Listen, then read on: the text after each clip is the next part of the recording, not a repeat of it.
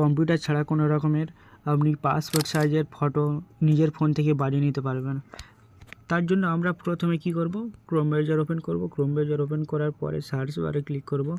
Search বারে click করার পরে লিখব cut out pro, COT cut out pro লিখে সার্চ করব। করার পরে এমন একটি ইন্টারফেস ওপেন হবে। তারপর দেখবেন পাসপোর্ট ফটো মেকার ক্রিয়েটর, এইখানে ক্লিক করবেন। করার পরে দেখবেন যে এমন একটা ইন্টারফেস ওপেন হবে। তারপরে আপলোড ইমেজ বলে আছে অপশান, এইখানে ক্লিক করবেন। আপলোড ইমেজ সিলেক্ট করে নেবেন। ফটোটি সিলেক্ট করে নিলাম, সিলেক্ট করে নেবেন। সিলেক্ট করার পরে এখানে আপলোড হচ্ছে, একটু ওয়েট।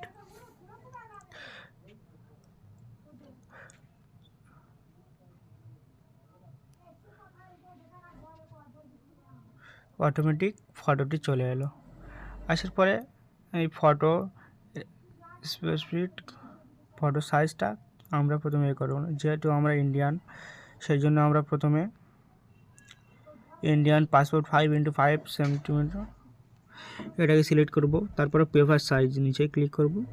পেপার সাইজ আর করতে হবে না, এমনি অটোমেটিক হয়ে যাবে। তারপরে এই রং, আমরা ব্যাকগ্রাউন্ড কী কালার দেবো, ব্যাকগ্রাউন্ড কালার দিতে গেলে এরকম ব্যাকগ্রাউন্ড সিলেক্ট করতে হবে।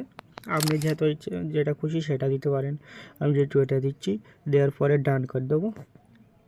দিলে ডাউনলোড অপশান আছে, ডাউনলোড অপশানে ক্লিক করলে আপনার ফটো ডাউনলোড হয়ে গেল।